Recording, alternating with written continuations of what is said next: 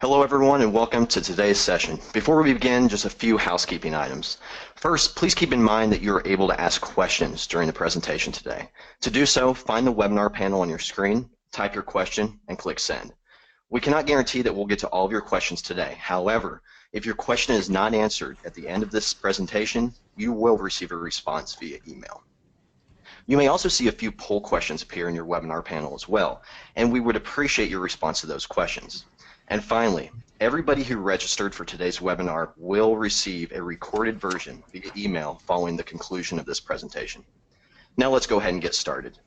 To begin, my name is Ben Wazlewski, and I'm a sales rep here at Guardian Tracking. And we are very excited to have two members from our strategic partner, the Virtus Group, here to discuss the power of feedback and how it is essential in helping your organization succeed. First, Bethge is a veteran police leader with more than 28 years of experience.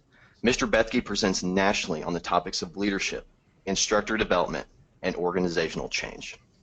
Our second guest is Jamey Gadoury. Jamey has worked in organizational development industry for the last 8 years. His extensive experience includes project and program management, curriculum development, and executive coaching. We are truly excited to have them both with us today to discuss such a critical topic. One last thing before I turn it over to them.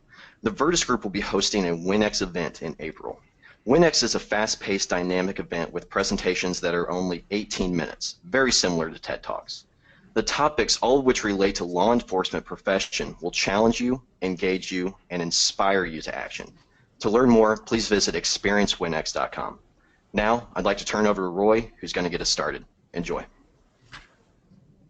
Thanks, Ben. Appreciate the introduction. Happy to be here with everyone who's logged on, really from all over the country. Appreciate the shout out to WinX and the fact that Guardian Tracking has come on board as our title sponsor for this year. It's going to be a great event. We'll talk a little bit more about that as we go. So before we really get started, let me flip it over to Jamey. Jamey, any opening thoughts or words? Only just that I'm excited to be here. Looking forward to the conversation. I think it's going to be a great hour spent. Appreciate it. Thanks, Jamey. So let's go ahead and get started. So Jamey, one of the things that certainly has become apparent to me throughout the course of my career, moving around different places in an organization, is the power of feedback. When you're trying to institute a high-functioning organizational culture or trying to change organizational culture, I've found that feedback is really critical to that process. So help us understand what exactly feedback is and what is it that we're talking about. Yeah, absolutely. I think the most important thing to say right at the beginning about feedback is that it's for the benefit of the person on the receiving end, because a lot of times feedback can get messy. We can get into constructive criticism. It can be difficult. We'll talk about some of all that later. And when that gets difficult, sometimes we could just turn it into criticism, right? Like, I'm going to come and point out your faults. And feedback is not just criticizing someone. It's intentional for the benefit of the person that you're giving it to, and thus it should be productive in nature. In terms of what it is, it's really a check, right? It's just like feedback in any other type of system. If something's going wrong with your car, you get a light that comes up on the screen, or excuse me, on your dash that tells you that you should check something out, perhaps a check engine light, change the oil, etc. Feedback, we're doing the same thing, in a sense, almost looking at ourselves for a minute like machines that need to receive feedback on performance. And so feedback is something that you give to me with the intention that I get better, that I improve, that I grow in some way. And it can be both positive and what we might say critical or negative. You might be giving me encouragement on something, saying, hey, Jamey, great job on that. That's actually going to impact my performance, just like when you tell me something that I'm doing that's not up to the standard or not up to par. When we think about giving critical feedback, it can be difficult to do. Some of us are hesitant to do it. Some of us are too eager to do it. I think most of us fall towards one end or the other of the spectrum, and what we're looking for is a very balanced way of providing it to where we kind of get past either our over-eagerness for it or our discomfort with it. Yeah, and Jamey, let me throw this in there. I want to go back to something that you said pretty early on in that identification of what feedback is that we're really making a separation between criticism and feedback, right? Certainly, as I've moved up in my organization currently as a deputy chief, it's evident that the higher you move on the flagpole, to paraphrase a quote from General John Wicklund, the higher you move on the flagpole, the more your butt's exposed, right? We tend to be very critical, especially for those who are on the law enforcement side of this conversation. I realize we have some fire and some city management folks as well. But, you know, law enforcement, we spend our days walking around looking for people doing things wrong, violating traffic laws or whatever that might be. And sometimes we get into these negative loops that reflect on criticism. What we're really talking about is feedback to improve ourselves and improve our organizations, right? Yeah, absolutely. And I think one way to look at that is criticism can be very, in a sense, passive, right? Like you and I could sit at the back of the room and just criticizing, you know, say the instructor at the front of it, and it's just it's only oozing negative. There's nothing productive that comes out of it. Versus when you pull me aside and you show me an area where I need to grow, I know that your intention for me is for good, that your intent is that I grow, that I get better. And so it's really in this greater context of the relationship that we have and the desire that we have to improve ourselves and the team. So I absolutely agree. It's far beyond just sitting back and criticizing. Yeah, and criticism's too easy. I think the focus really, when you're giving critical feedback versus criticism, it's a challenge, and we're going to get pretty deep into that. So the next place I think we want to go is this concept of the value of resource, value of resource that it really is. Can you talk a little bit about that? Yeah, I had someone say to me once that you should think of feedback as a gift. And I think that's a good concept, and you know, whether you look at it as a gift or as just of something of value, and of course here we're showing this exchange, almost this monetary exchange as someone's handing over their credit card. That's really what's happening in the exchange of feedback. There is a transfer of value, and what I mean by that is that, Roy, when you come to me and you provide me feedback, you've taken time, you've applied some mental and maybe some emotional energy to the topic. You've put forth some effort. You have invested yourself in observing what it is that I need to improve on, in thinking about how that fits into who I am and how I perform as an individual already. And then you've figured out the way that you're going to package that to present it to me in a way that I can hear. And so you've invested already in me, and you're transferring that value when you provide me feedback. And so I think it can be helpful to kind of switch how we look at feedback to think of it in economic or return on investment ways. Yeah. Sorry, we lost you there for a split second. But so let me throw this out there, and I think the investment piece is really important, right? Because what we're really investing is emotional capital, and emotional capital is in fact hard, and you said that. I found that difficult conversations, crucial conversations, really are emotionally draining, and I think it's something we need to point out and really remind everybody of, right? Absolutely. I think there is an emotional cost that comes with it, and sometimes the more significant the feedback or the more charged it is, the more that's probably going to drain us. Like if it's a big deal, then it's going to sap me emotionally to come and confront you. But I think it also teases something else out, right? Is that if something comes up that I feel I've got to come give you this feedback because it's that big a deal, like I feel maybe even like a moral compulsion, if it gets to that point, it becomes much more difficult, particularly if I've never given you feedback in the past or if we don't have a strong relationship. And so I think part of it is getting into this practice of feedback, of where, hey, if I see something that, hey, you could improve on, and I think you want to get better at it, I'm going to come and offer it to you before it gets to that point to where it's so emotionally charged. But I would agree that particularly when starting, and perhaps even most of the time, there's going to be this emotional tax that goes with it that is part of the investment you put in. Yeah, and I would also say that I think the more comfortable you get with it, with experience, especially hard feedback, critical feedback, it does in fact get easier because you have a set of expectations, and as you build relationships, which we're going to talk about here in a little bit, it does become a little bit easier and more expected. So let's talk about why we need to get it. Why as individuals we need to get it? Why as organizations we need to get it? Why is it so important, do you think? The way I like to think of this is that any organization that we're part of, any team that we're part of, it's operating as a system, and my actions and my inactions impact that system. The things I do well impact it, the things I do bad. And so feedback is helping me understand how I'm doing. Because obviously I've got my own opinion of how I'm doing, but when you provide feedback, that's letting me know how the system is receiving my effort.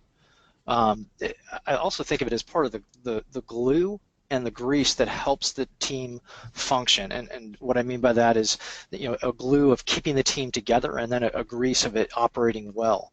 When we've got good feedback going back and forth, we just operate better as a team. When I know that I can come to you with something, you can come to me with something, that's a healthy team when that can be done in a way that doesn't get overly charged, or doesn't, we don't walk out hating each other. Maybe in the moment we're charged because we're passionate about what we're doing, but we walk out as colleagues and teammates and continuing our respect. I think another reason is just the issue of blind spots, right? Is that we all have, at some point and in some areas, things that we just aren't aware of. They're outside of our awareness, and we need those identified, particularly if we can work on them. And blind spots can be a huge issue when left unaddressed.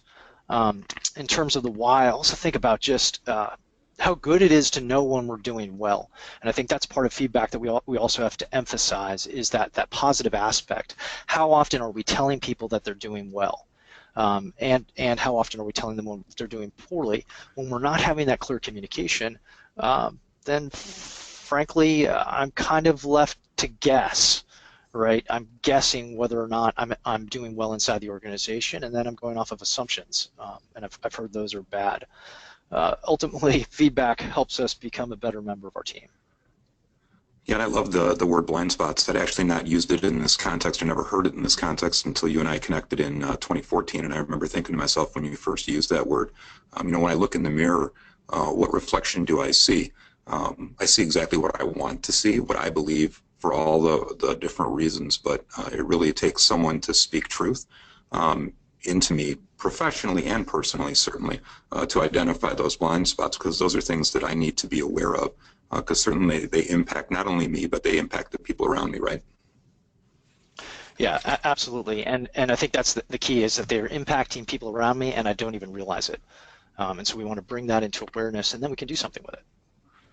Yeah, absolutely. So talk to me about why we need to give it. Why is it so important that we give feedback? I think if we go back to of why receiving it is necessary, and that's to improve ourselves, help our team. I think ultimately the reason that we need to give it is because it helps our team. Our team needs our perspective, needs our feedback. You could almost take some of the reasons we talked about earlier in reverse, but one way to think of it is that the individual receives feedback, and it's helping the team to give feedback. So it's kind of team improvement versus individual improvement.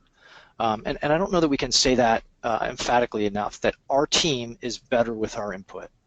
And I think everyone just needs to realize that they're, again, going back to that value, that your team will be better in the long run, and often in the very, very short run as well, with your input. They need to hear from you, and I think we've really got to make that part of how we shape our cultures and organizations, is to realize that everybody's input, everybody's feedback is absolutely essential to make sure the team is running at if you will, optimal performance.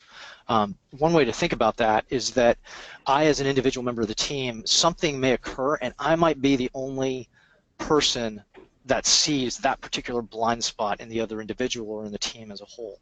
And I don't know how many folks tend to be like me, but there's often times that I've thought, oh, well, if I see it, then clearly everybody else sees it. That's not always the case. Sometimes you may be the only person that's seeing that fault, or perhaps seeing it in a way that's helpful and constructive. And so the team's going to be better off when you go ahead, grab that hold of that courage, which I know we're going to talk some later, step forward into that space and provide that feedback. One caveat, I think, is that which we also need to emphasize, is that this is not licensed to be Mr. or Miss Critical. Kind of going back to what you were talking about earlier in terms of criticism. we don't want to be the criticism police, pardon the reference, of just going around and just always criticizing. This idea, like Jamey and Roy said, hey, we should, people need my feedback, so I'm going to give more. No, it's more nuanced than that, because there's a relationship, and while we do want to be proactive about giving critique and giving feedback, we don't want that to be our only speed and our only color that we offer others. And one other aspect, I think, is that giving feedback builds courage, and I think we're all agreed that courage is an admirable, it's a high virtue, it's something that we strive afterwards. And the practice of giving feedback actually starts to build that habit of courage. It actually forces us to be more courageous than we otherwise would. Yeah, and something to think about, for public sector in particular compared to the private sector is, our bottom line isn't necessarily money, it's about keeping communities in most cases safe. And this feedback piece, especially when people's lives are potentially at stake, is really important, certainly beyond just work performance in the standard format, but certainly your background in the military. On the SWAT side, when I was on the SWAT team, we talked a lot about hot washes, which can be really critical, but they do save people's lives, so I can't overemphasize that enough. Let's move on and talk about different generations, and when I say generations, I'm always careful because I don't want the backlash of that's an overly broad overgeneralization of people, but I think there are some things that are worth talking about. So let me throw a poll question up here real quick for all of our folks that are on the webinar. So you should be able to see the poll, and the question is, how frequently would you like to get feedback? The options are daily, weekly, monthly, and annually. So I'll give you a little bit to answer some more of those.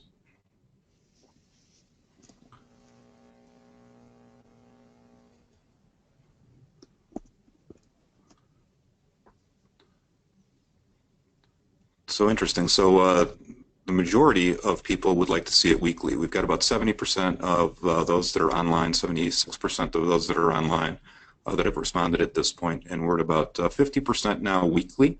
Then there's a monthly, about 19% daily, and interestingly enough, Jamey, 4% would like to get it annually.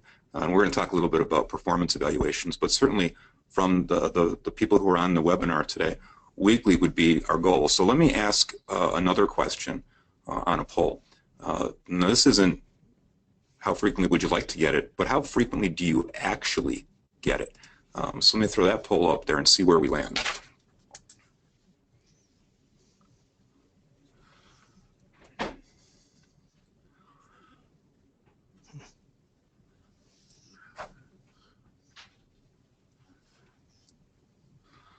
So we're about 80% have voted, and interestingly enough, 65% of the respondents say they only get feedback on an annual basis. A lot of reasons that's concerning to me. I think it is, in fact, consistent as I've traveled the country and spoken about this particular topic. But one of the things for us to think about when we think about generations, and sometimes I think we're overly critical of younger generations, millennials in particular, but it's important to understand how feedback, even in the education system, has changed, right? Is that, for the baby boomers, the older crowd, I'll call it, I'm pretty close, just so nobody gets angry. Ultimately, we were taking fill-in-the-blank tests or true-false on a written format, and we were giving them to the teacher, and we were lucky if we got them back in a week. My generation, Generation X, technically, Scantron got invented somewhere in there, and we had number 2 pencil. Heaven forbid, don't forget your number 2 pencil. Fill it in, and you can probably get the grade the next day. Anybody who's taken a class recently, and certainly in the public sector, when we talk about things like NIMS, Incident Command Training, the feedback when you take quizzes and tests is instantaneous. So for the younger generation, certainly, the very moment that you do something, whether it's take a test or a behavior, you're getting instantaneous feedback on whether or not you were successful. What are your thoughts about that, Jamey? Yeah, absolutely. I think at first it's interesting, and I think you used the word either troubling or concerning, of the gap that's there for both our participants today, but in general. And that's, I think that generally speaking, people are not getting as much or as frequent feedback as they want. And when you talk about kind of the generations coming up, millennials, kind of the older half of millennials, the younger half, Generation Z that's starting to emerge here in the workforce, I think this is actually a very healthy thing that there's this desire, this trend towards wanting more frequent feedback, because frankly, the more frequently we get it, the more quickly we can respond, the more quickly we can adapt. And so I think in terms of generational isms and characteristics of the different generations, I'm glad that the millennial generation is pushing more towards this higher frequency of feedback. And interestingly enough, so much so that annual feedback is becoming something kind of a relic of the past. Yeah, it's certainly, and the public sector being slightly behind the private sector in this conversation, and I agree with you, there's plenty of research out there that says many private sector organizations have gotten rid of annual evaluations and moved toward performance management, which we're going to dig into in just a minute. So let me jump into this, because you've used the word courage a number of different times. I talk about courage a lot. We actually have built a leadership course that's titled Growing Courage, and courage in particular is different from bravery, is one of the things that I've come to understand. A great book by Chip Huth and Jack Caldwell is Unleashing the Power of Unconditional Respect. Let me throw this out there. So when this webinar is over in the next couple of days, we'll be sending out a reading list, and this book will be on the reading list, so you can either watch the recording later or wait till you get the reading list if these are books that you're interested in. But I'd like everybody on the webinar to take a look at this definition from Chip and Jack on what bravery is. And I'm going to read it just for my own sake. To act for what's right at risk to self when members of one's social group agree with the act. Where I'd like to take that is, you think about law enforcement firefighters in particular, there is no shortage of bravery in the public sector. Story after story on social media, on the news, is police officers, firefighters putting themselves in harm's way, running to the sound of guns, running into buildings that are burning. But courage and bravery are different things. Courage, then, in Jack and Chip's world, if you will, and I totally agree, is to act for what's right at risk to self when members of one's social group don't agree with the act. The example that we pretty frequently use in the class and in some of the other work that we do is police officers who still, in too many cases, don't wear seatbelts. Having those courageous conversations when one social group doesn't agree or doesn't think it's important, those are pretty challenging. What are your thoughts about courage versus bravery, briefly, Jamey? Yeah, I like the distinction, and I've heard different ways of getting after that in terms of kind of moral courage being upping the ante, or in this case, bravery versus courage, because I think there is a difference of doing things that are scary to us, and it's a lot easier to do it when the social group is in agreement, right? Because you actually end up having peer pressure to act in accordance with your group's norms, right? It's a very powerful force. But man, when you're the one standing there saying, I don't think we should do this, guys, and you've got 10 of your peers staring back at you with their beady eyes, that's a whole nother level. And so I think distinguishing and pulling those apart is very helpful.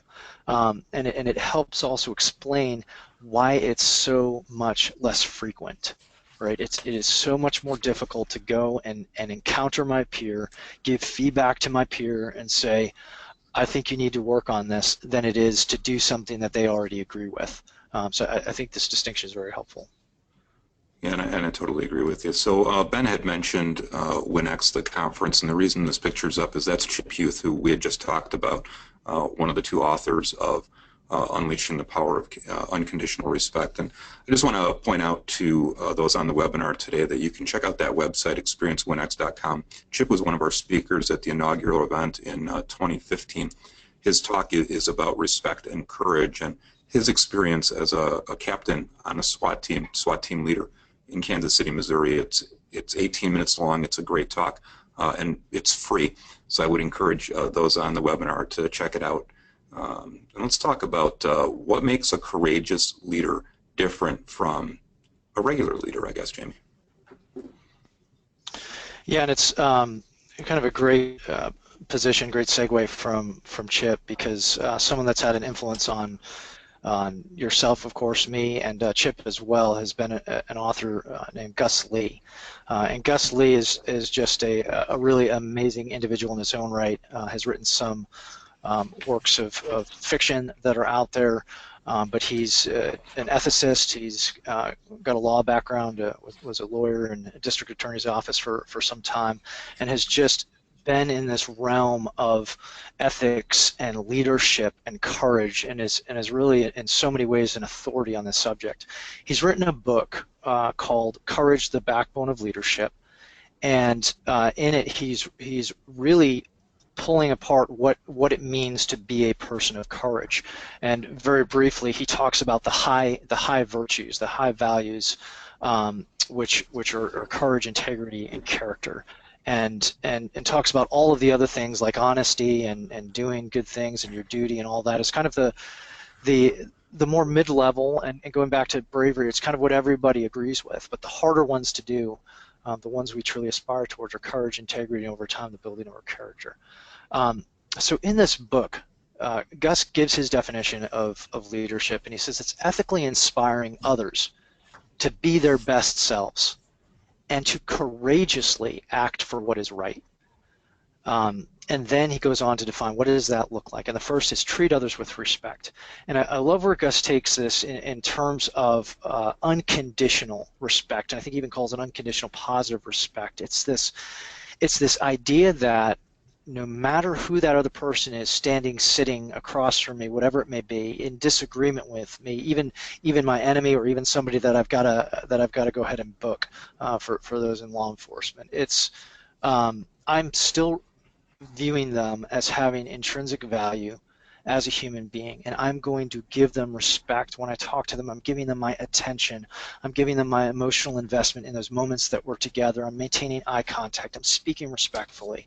I always maintain respect, and he distinguishes that, or differentiates that, I should say, from trusting someone, because sometimes I think we merge the two concepts. We think that trusting and respecting someone, well, you got to earn trust. Well, yeah, okay, agree. Respect, though, is given without regard for being earned. It's given to everybody. So first is treat others with respect, and then it's to encourage all persons. And so Gus is encouraging there an attitude that says, I'm going to find ways to build others up, and really, if you break down what encourage means, of putting courage into others, of finding ways to inspire them towards, like in his definition of leadership, towards kind of being their best selves, towards these highest ethical acts. And I see myself as an agent able to do that, and particularly as a leader, right? That's my responsibility, is to encourage not just my subordinates, but your subordinates, my peers, those above me. That's just part of leadership, is taking that initiative. And then the third, this is in some ways where the rubber meets the road, and that's in challenging wrongs, right? That's where it gets really hard, is when, Roy, you're not wearing your seatbelt, and I know that you think it's stupid, and I'm still going to go ahead and confront you on it, because I care about you. I care about our profession. I care about everyone around me. So I'm going to go ahead and challenge wrongs when I see them, and I'm also going to take care of wrongs in myself, right? I'm not that person going around criticizing everyone else, and then meanwhile I'm not responding and working on my own things. So it's kind of that double-edged side of challenging wrongs. Yeah, I love that, and I think one of the things to point out, you were talking about high values, high core values, being different, not just good or nice, but being a person of high core values. You talked about courage, integrity, and character, and I'm always intrigued by the word integrity, because sometimes when we're doing background investigations or interviews with potential hire candidates, integrity seems like a word that they're teaching at a lot of colleges, like make sure you use the word integrity during your interview. But it's more than just a word, and it's not only about doing what's right even when no one's looking, which is a pretty traditional definition. It's about being a person of your word, and this feedback piece. I think it's important to remember that following through and giving feedback is about being a person of your word, right? So one of the things I think that's really important, particularly when we're talking about challenging wrongs, when it comes to feedback and kind of all standards, if you will, is this concept that ignored behavior is condoned behavior. And I know, Jamey, based on your military background, you have the same kind of thought. But right, if we're ignoring a behavior that we should be addressing, courageously addressing in some way, really all we're doing is kicking the can down the road until it becomes a bigger problem, changing the finish line, if you will, moving the finish line further down, right? Yeah, absolutely. And the phrase that I heard kind of growing up in the military was, when you walk by a problem, you've set a new standard.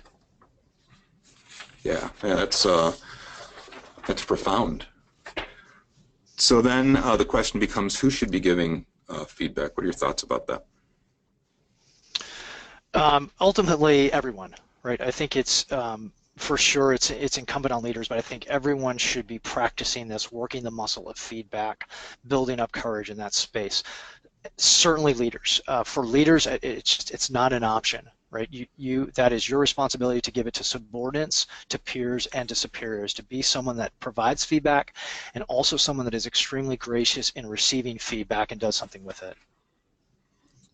Yeah, I agree, and I can't stress how important that is, but the other side of that is leaders need feedback from their subordinates as well, and that's a trust-built relationship that takes time both to build and to understand. But I know in my case, I've often, whether it's sent out an email, made a decision about an important topic that I thought was going to be received positively or was a good thing for the organization, where someone, because of the relationships I've been fortunate enough to build, has come in my office and said, "Hey, do you know how that email sounded? Do you know what our perception about that hour, the big hour, how our perception of that email was or that decision was?" And you need that kind of feedback to figure out if you're doing the right things for the right reasons. And you also need to be a big enough person as a leader to admit your mistakes and your failures, because we all make them, usually pretty frequently.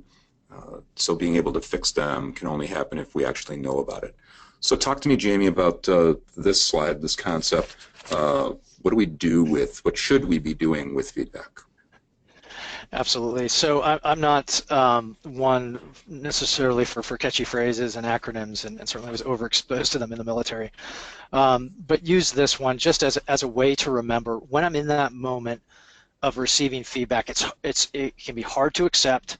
What do I do with it? And so if we look at breaking down that word of L star A, or a star inside of the letters L and A, we get to listen, self-monitor, thanks, ask for clarification, reflect, and apply.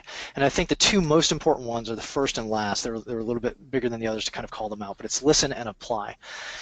Often what we do with feedback, we either blow it off in the moment, we don't really take a moment to process it, to think about it, or later on we just don't apply it. So that's why I say those two are really the most important.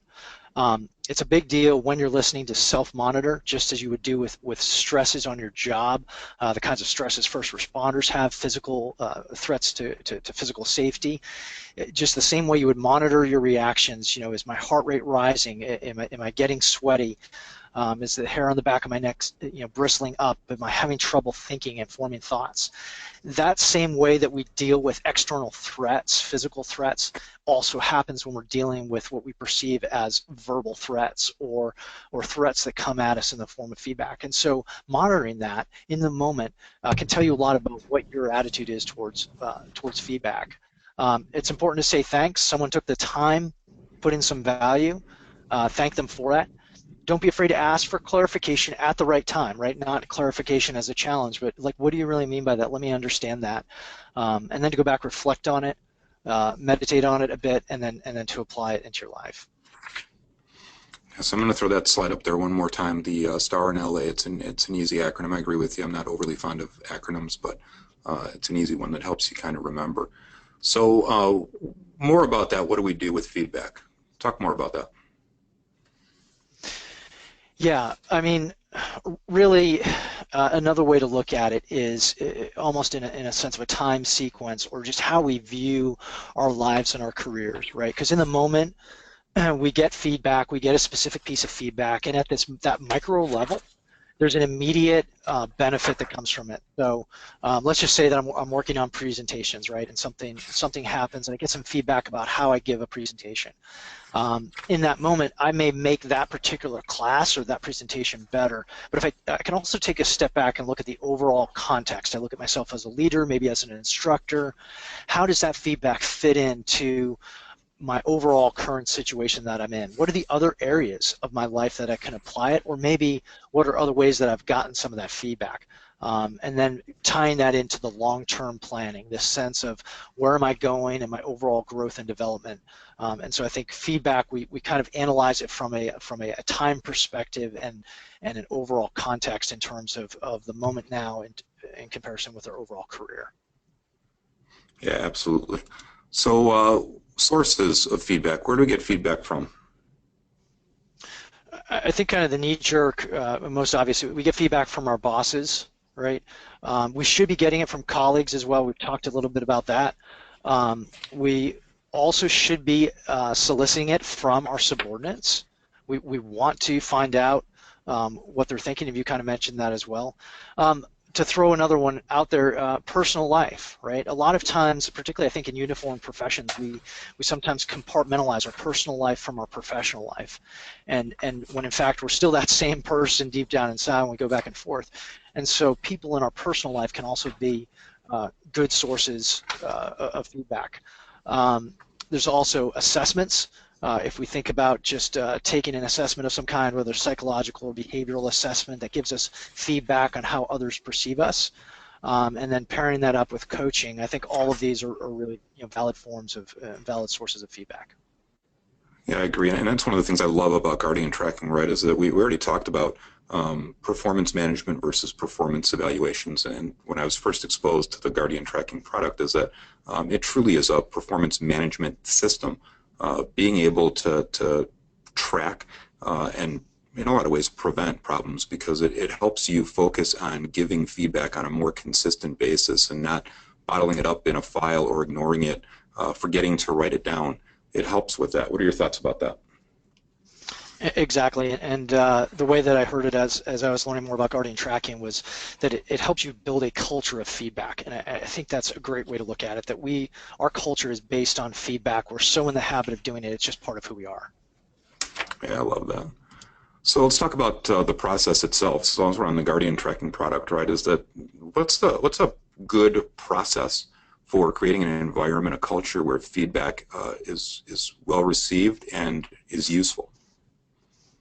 Yeah, I think starting with something like Guardian tracking is perfect, right? It's a sense of it's an overall just programmed into how we do life. It's part of our culture in terms of leaders giving feedback to their subordinates on a regular, consistent basis, and doing so easily, right? So it's not burdensome, and Guardian tracking lifts some of that burden off. So I think starting with something like that really sets a nice foundation for we are serious about feedback in this organization. Then I think you build on that to show that your leaders too are open to it, and how does my leader react when he or she receives feedback? And then we just continue to snowball that, build that in terms of process. We've got emphasis from the top, practice from the top, and then we're focusing on it, right? Maybe it's in a workshop, maybe it's in some of the daily meetings or reviews. We're talking about it. We're getting people used to both receiving it and giving it. I think one of the biggest things is just increasing the frequency of reviews, and whether it's by kind of this programmed into it to we're shaping people, or it's just saying, hey, maybe it's a small step of hey, right now we've got annual reviews, and we're going to augment that with quarterly face-to-face sessions where we're talking about it. Maybe it's a tiny step like that. Obviously, we want to go to where feedback is, again, just part of our natural rhythm. I think you can use assessments as well, talking about those again, 360-degree feedback, peer reviews are great, and frankly, ultimately, particularly in the public sector, we can always go to our client, the public. How are we doing? What's something that maybe the public's seeing that we're missing that we could do better? Yeah, and I think really what we're talking about is the idea of coaching versus managing, right? When you think about what's the difference between a great sports coach, there's a lot of analogies that you could use, but let's talk about sports coaches, right? Good coaches truly seek to inspire their players, and when you think about great coaches, you think about Bill Belichick, who obviously as a very recent Super Bowl champion coach, John Wooden, the UCLA basketball coach, Phil Jackson. They sought to inspire their players to build the most amazing team they could possibly create. Now, I'm going to say the term bad coaches, and that's not necessarily fair, but sometimes people who coach in a different way, more aggressively, maybe use anger to get results, they can still get positive results.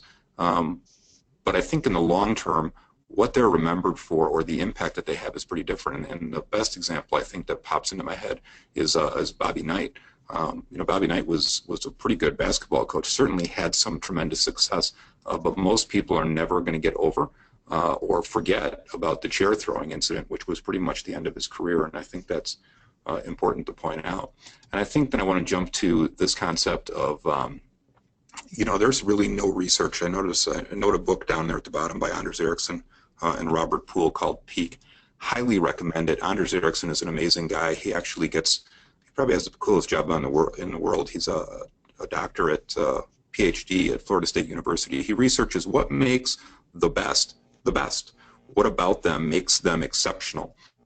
And one of the things that the research bore out is that, this myth that some people are just born leaders or born with more innate talent at basketball, it's really not true. Some people may be more genetically inclined, but it's about the work and ultimately about the coaching that gets them to that level. And the coaching piece, I think, is incredibly important. And Jamey, I'm going to go back and throw out a story of our first, I'll call it long engagement, if you will, when we had an opportunity to work together. I was in the middle of a promotional process for Commander, and a mutual friend introduced us, and you were actually my coach doing the leadership assessment. And I remember doing the assessment wasn't difficult to do, but man, getting your feedback, it was amazing how much really valuable, specific feedback you could give me based on one of these assessments, and how it really changed the trajectory of my career. Promoted a couple of times since then, a lot of different opportunities, not only from you're a fantastic coach, but also being in a position where I could receive the message and messages and follow-up. So talk to me about assessments, if you will. Absolutely, and Roy, I appreciate your kind words, and thankful I was able to be kind of a small part of all of that. I really think that assessments, they do so much for us, right? Because one of the difficulties in receiving constructive feedback or critical feedback, it can be that it isolates you, right? But when I'm receiving an assessment right from the start, I'm starting to see that, like, I'm not the only one, right? Because assessments are built off of all of this data from, whether it's hundreds or thousands or tens of thousands of people. It's all of this data about how humans tend to interact. And so even though each of us is absolutely unique, I do believe that, and I believe that some of the research that's kind of emerging shows that even though we're unique, there are certain categories that we can all kind of measure ourselves within that are pretty much common to humans, both in our culture and really worldwide, and that's the direction that the research is going. And so I just think that an assessment gives us this hard, kind of a scientific piece of data that helps demystify some of who we are, right? So maybe the things in the assessment that are revealed are things I kind of had a hunch about. Maybe they're things I knew about, but now I've actually got a language to talk about them. And so as I walk through that with a coach, I'm able to see myself differently. I'm able to see how I kind of compare and contrast with others. I know that I'm not the only one in the boat, and it really gives a powerful tool moving forward.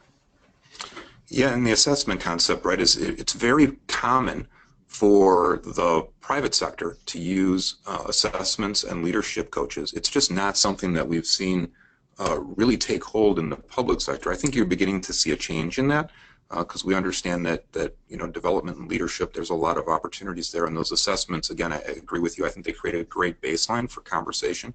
How do you compare to others, and what are the things that you need to work on? And it's a great way to do that. So the image that we have up on the screen now for you is kind of the concept of the different things in your toolbox to get feedback, and certainly there are a lot of options. Techniques, the Guardian tracking tool certainly, but assessments are something that you should definitely consider. Talk to me about this thought that you had, Jamey. Yeah, absolutely. I had an emerging leader who I was working with a number of years ago tell me this, and the context was we were doing assessments for this whole group of extremely talented folks in the government sector inside a science lab. And after I'd given him some very pointed feedback, utilizing the power of the tool of an assessment, this is what he said to me: I can handle you as a coach telling me about my flaws, but I would never have accepted this feedback from my boss. And I think that is one of the other extreme benefits of an assessment, is that you're able to kind of take the feedback outside of the typical day-to-day, because frankly there's some things that we might not take from either a particular boss or a particular peer, but when we see it from someone that's outside our organization, maybe we trust it more because it's not necessarily biased, or because it's just a different face telling me something objective, and really we know that that coach is providing it, again, with my best interest at heart. And so it really struck me when he said that I can handle you telling me my flaws, but I would never accept it from my boss. And I think that's a huge benefit of assessments and coaching.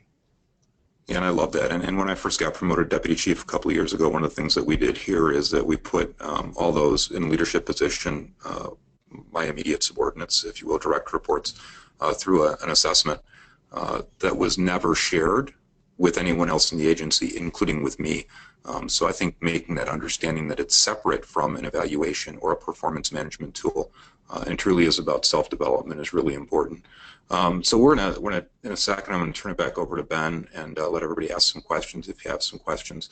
One of the things that usually comes up in a webinar or in a class is, do you have any recommended books? We've already shared a couple with you. Our intention is either tomorrow or the following day to send out a recommended reading list.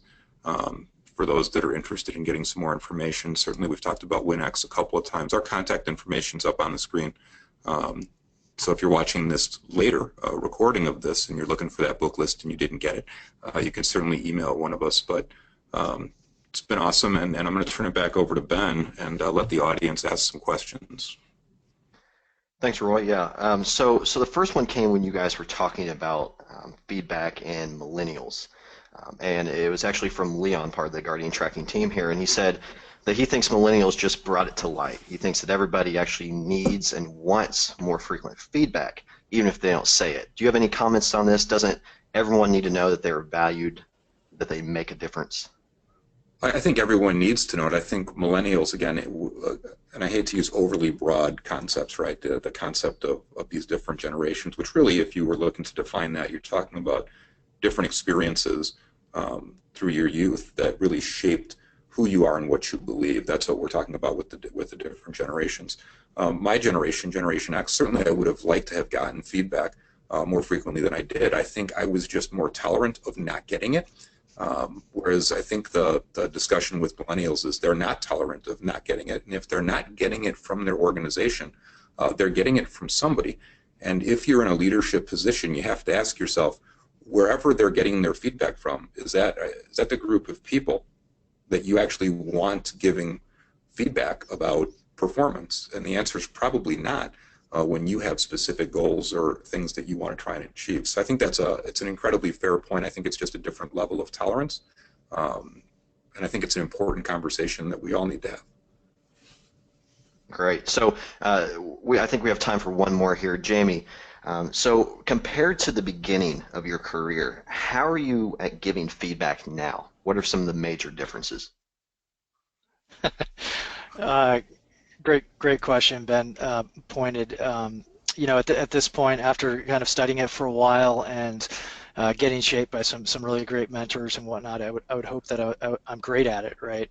But no, I still need to work at it. I'll be honest, there's times that when I need to have maybe a confrontation, going back to some of the things Roy talked about earlier, of when it's you're just feeling that emotional weight of giving the feedback. I still experience that. I get the sweaty palms. I get the little bit of the throat constricting to say, how is this gonna go, right? Because that's part of it, right? It's the unknown. It's that this could go ugly, this could go great, I don't know. So I still struggle with feedback.